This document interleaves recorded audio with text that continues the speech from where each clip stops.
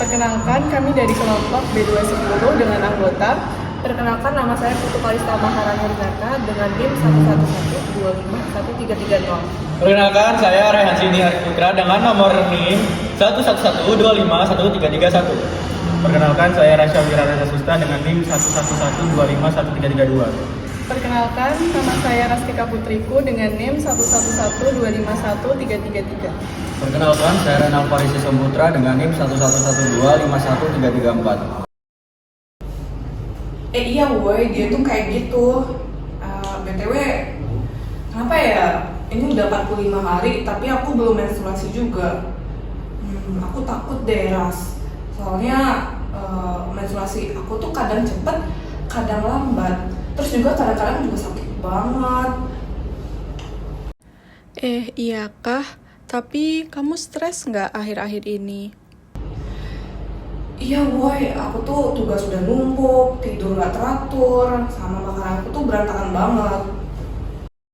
Oh, bisa jadi itu pengaruhnya. Tapi, siklus haid yang nggak teratur juga bisa karena gangguan tertentu. Kamu pernah dengar soal gangguan siklus menstruasi nggak?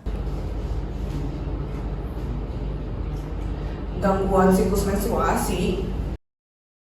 Siklus menstruasi adalah proses biologis bulanan pada wanita di mana lapisan dinding rahim atau endometrium meluruh dan keluar melalui vagina karena tidak adanya pembuahan sel telur. Siklus normal rata-rata berlangsung 21-35 hari dengan pendarahan haid sekitar 3-7 hari. Siklus menstruasi terbagi menjadi 4 fase, yaitu fase menstruasi, folikular, ovulasi, dan juga luteal. Berikutnya saya akan menjelaskan gangguan pada siklus menstruasi. Yang pertama yaitu amenor, ketidakadaan menstruasi yang dapat terjadi baik secara primer maupun sekunder. Amenor primer sendiri adalah istilah yang digunakan untuk perempuan yang terlambat mulai menstruasi. Biasanya, seorang perempuan akan mengalami menstruasi pertama sekitar usia 10 hingga 16 tahun. Namun, jika usianya telah mencapai 16 tahun dan belum mengalami menstruasi, kondisi tersebut dapat disebut sebagai amenor primer. Amenor primer dapat disebabkan oleh berat badan yang rendah, olahraga berlebihan, atau penggunaan obat-obatan tertentu. Kondisi ini juga bisa terkait dengan masalah pada ovarium atau kelainan genetik. Sementara itu, amenor sekunder adalah ketika menstruasi berhenti selama setidaknya 3 bulan berturut-turut, padahal sebelumnya sudah mengalami menstruasi. Kondisi ini bisa disebabkan oleh rendahnya hormon pelepas gonadotropin yang berfungsi mengatur siklus menstruasi. Yang kedua yaitu polimenor. Polimenor adalah kondisi menstruasi dengan siklus yang lebih pendek dari biasanya, yaitu kurang dari 21 hari.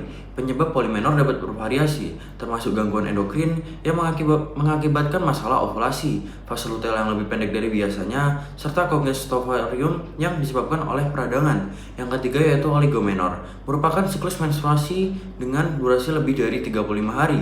Oligomenor dapat disebabkan oleh stres fisik dan emosional, penyakit kronis, kecemasan, ketidakseimbangan hormon, dan kekurangan nutrisi atau gangguan nutrisi. Lanjut di faktor-faktor penyebab gangguan siklus menstruasi. Yang pertama adalah faktor hormonal, yang kedua adalah faktor stres dan faktor psikologis, yang ketiga adalah faktor pola hidup. Contohnya seperti apa? Contohnya seperti kurang tidur atau olahraga yang berlebihan bisa mengganggu juga. Lalu yang keempat ada gangguan nutrisi, berat badan yang terlalu rendah atau berat badan yang terlalu tinggi juga bisa mengganggu faktor menstruasi. Lalu yang kelima adalah penyakit tertentu, contohnya seperti gangguan tiroid. Lalu yang terakhir adalah pengaruh obat-obatan. Terdapat hormon-hormon utama yang berperan penting dalam siklus menstruasi. Beberapa hormon tersebut diantaranya ada luteinizing hormon, follicle stimulating hormon, estrogen, dan juga progesteron. Ketidakseimbangan hormon ini dapat disebabkan karena adanya stres dan juga gangguan seperti gangguan tiroid yang dapat mengganggu sumbu hipotalamus, pituitari, ovarium atau dapat disingkat sebagai HPO, di mana sumbu HPO ini berperan penting dalam kontrol utama hormon reproduksi wanita. Gejala dan tanda klinis dari beberapa gangguan siklus menstruasi. Yang pertama yaitu dismenor, yaitu gangguan paling umum atau ditandai dengan nyeri saat terjadi menstruasi. Nyeri biasa dirasakan di area pinggang, perut, atau menjalar hingga kaki. Selanjutnya, pada kondisi tertentu, biasa dirasakan mual, muntah, sakit kepala, hingga pingsan. Selanjutnya, yaitu oligomenorea atau siklus menstruasi yang memanjang.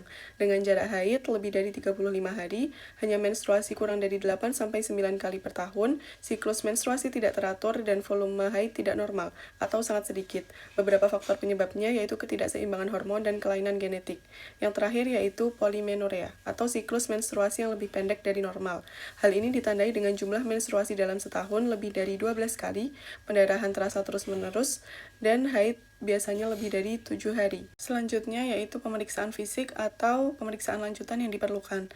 Yang pertama yaitu tes laboratorium, mencakup pemeriksaan hormon seperti FSH, LH, HCG, estrogen, dan TSH. Tes hormonal ini digunakan untuk menilai apakah siklus menstruasi terganggu karena ketidakseimbangan hormon internal. Kemudian selanjutnya ada pemeriksaan lanjutan seperti ultrasonografi panggul atau USG transvaginal, dan histosonografi untuk memeriksa endometrium.